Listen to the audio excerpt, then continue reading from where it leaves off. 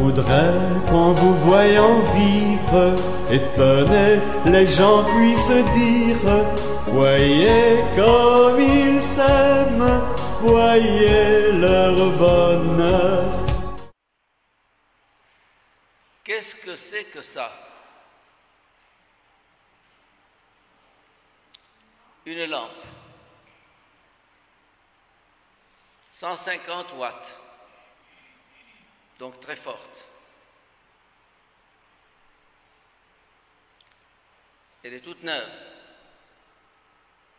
Donc elle devrait allumer. Mais elle n'allume pas. Pourquoi? Parce que je ne l'ai pas branchée sur le courant.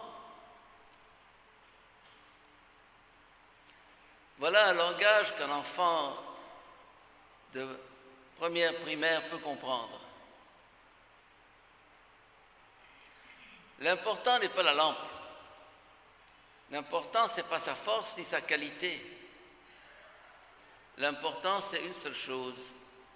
Est-elle ou non branchée sur le courant?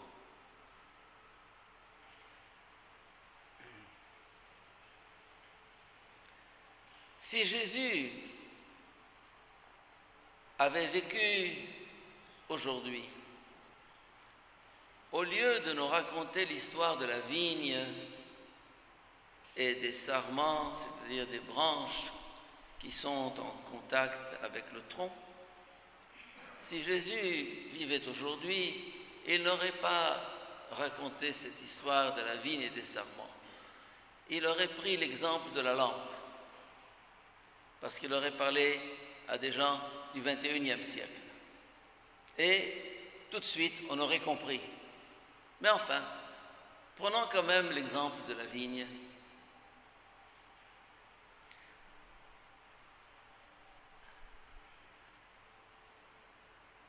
Si on est unis au Christ, si on est branché sur le courant, à ce moment-là, tout change. Tout change.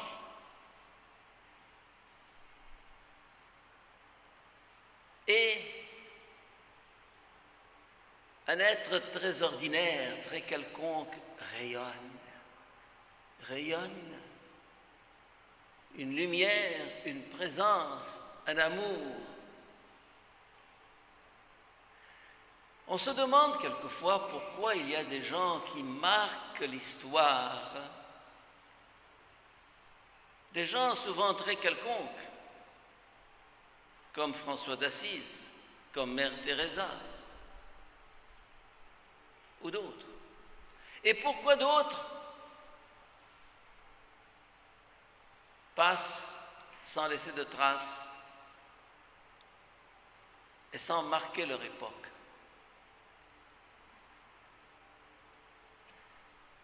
Ce n'est pas parce qu'ils n'ont pas des qualités.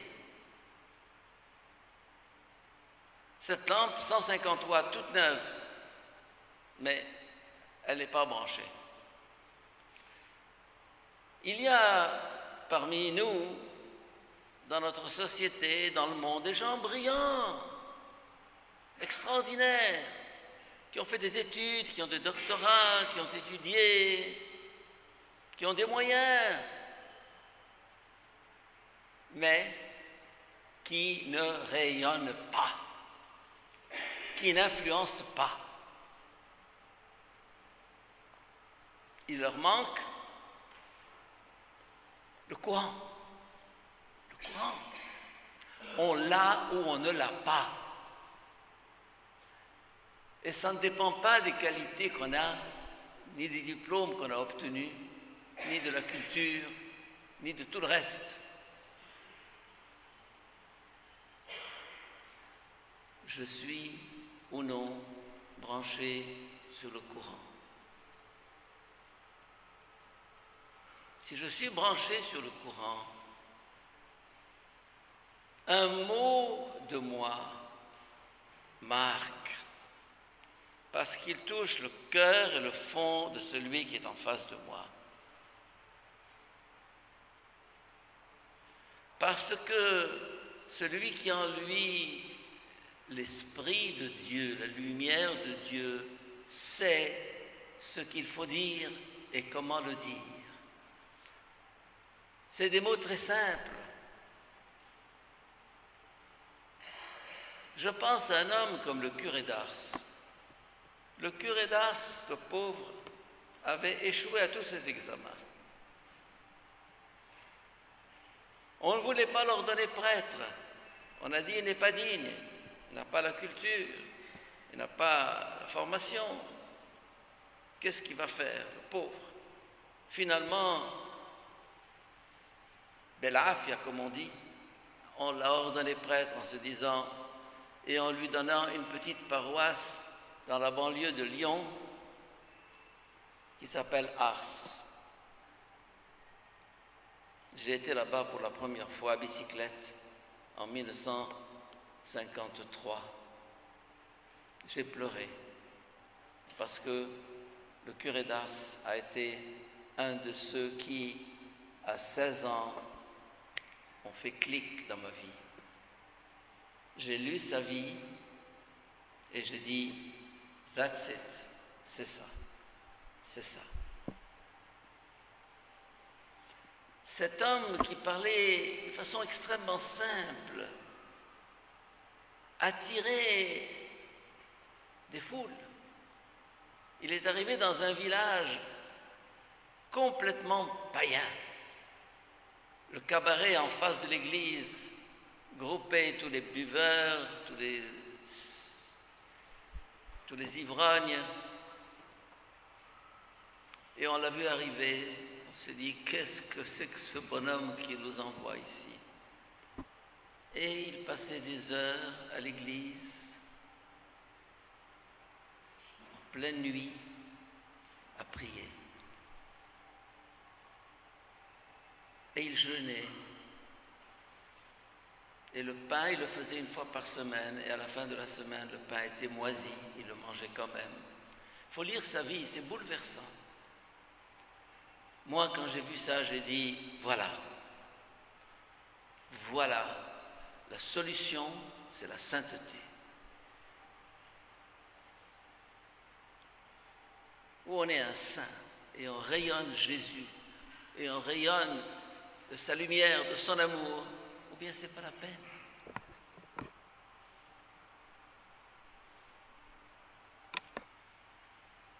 La première phrase que j'ai écrite dans mon journal spirituel à Big Faya au Liban en octobre 1950, c'est ça. Jésus fait de moi un saint. J'ai compris à ce moment-là que tout se jouait là. Tout se jouait là. Prends-moi, saisis-moi, habite-moi. Celui qui demeure en moi et en qui je demeure, celui-là porte beaucoup de fruits, parce que ce n'est pas son fruit à lui, c'est le fruit de la source. Ce n'est pas sa lumière à lui, c'est la lumière qui lui vient d'ailleurs. Je suis une lampe. L'important n'est pas pour moi d'être une bonne lampe de 50, de 100 ou de 150 watts. Le problème, est-ce que je suis branché?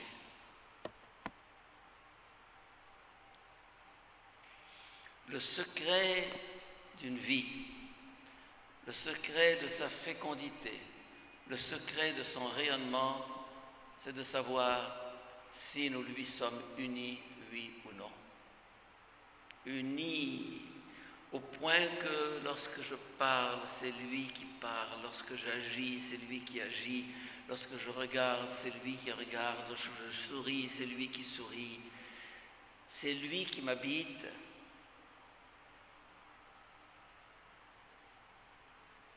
C'est le grand secret. Et un saint n'est pas quelqu'un d'exceptionnel. Nous sommes tous, de par notre baptême, de notre consécration, nous sommes appelés à la sainteté, tous et toutes. Il ne s'agit pas d'entrer au couvent, il s'agit de vivre sa vie branchée sur lui. Il est la source, il est la vigne, il est la vie.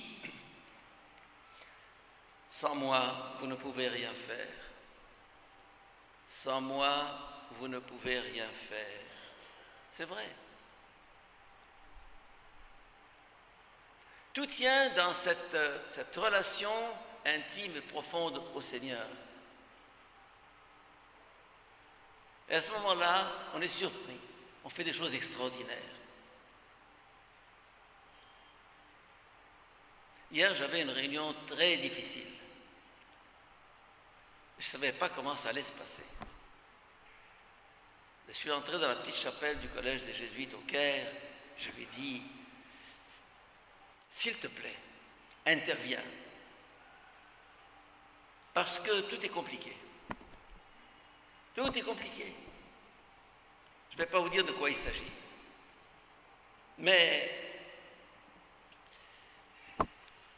Et j'ai invoqué la Vierge et tous les saints du paradis en leur disant, Yallah. On a eu 4 heures de réunion. Quelque chose s'est passé. J'ai senti souffle de Dieu, l'intervention de Dieu. C'est pas fini, mais on avance. J'ai senti que celui qui demande avec foi obtient. Qu'est-ce qu'il dit? Si vous demeurez en moi et que mes paroles demeurent en vous, demandez tout ce que vous voulez et vous l'obtiendrez. C'est pas moi qui le dis, c'est lui. Alors quand je le prie, je lui dis, écoute, tu as dit ça, hein? Tu as eu tort de le dire, mais enfin tu l'as dit. Ben voilà, maintenant, tu es au pied du mur. Cette audace de celui qui croit.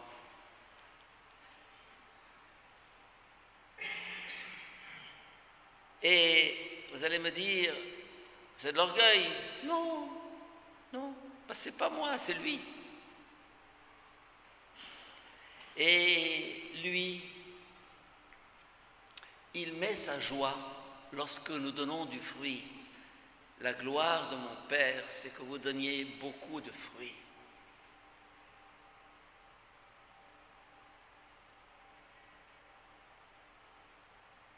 Mes chers amis,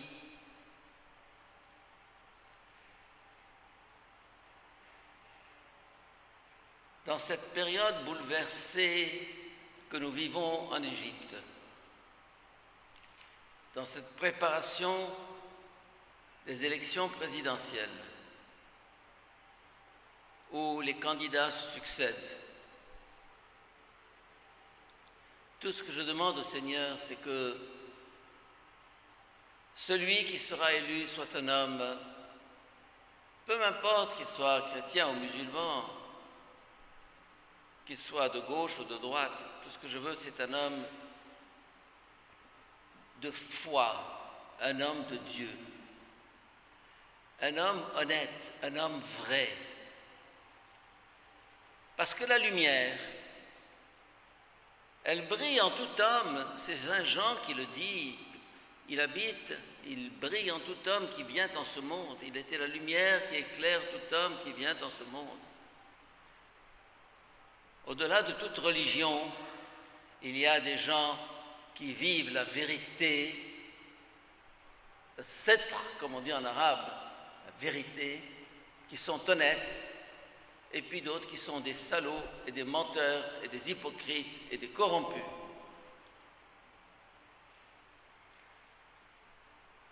L'Égypte changera lorsque chaque Égyptien vivra dans la vérité. Et ceux à quoi nous assistons actuellement dans ces discours qui nous sont faits, c'est souvent un mensonge écœurant. Peu m'importe le courant ou l'étiquette que porte le candidat, ce que je veux, c'est cette vérité. Que nous soyons tous branchés sur la lumière, sur le courant, et c'est lui, la lumière, qu'on le sache ou qu'on ne le sache pas, la lumière qui éclaire tout homme venant dans ce monde. Quant à nous ici, tout ce qui nous est demandé, c'est de vivre au quotidien cette union à celui qui est notre vie, notre lumière, qui est la vérité. À ce moment-là, nous serons surpris de l'action que nous avons, de l'influence que nous avons. Parce que s'il est avec nous, c'est un vrai conte de fées, tout change. Chacun de nous est appelé à cette vocation d'être saint. Soyez saints comme je suis saint. Soyez parfaits comme votre Père Céleste est parfait. Branchons-nous sur celui qui est la source de toute lumière, de toute vie, de tout amour. Et notre vie portera du fruit au centuple. Amen. Amen. Et devant tout ce que vous êtes, ils pourront voir les traits de Dieu. En voyant tout ce que vous faites, ils sauront qu'il est avec eux.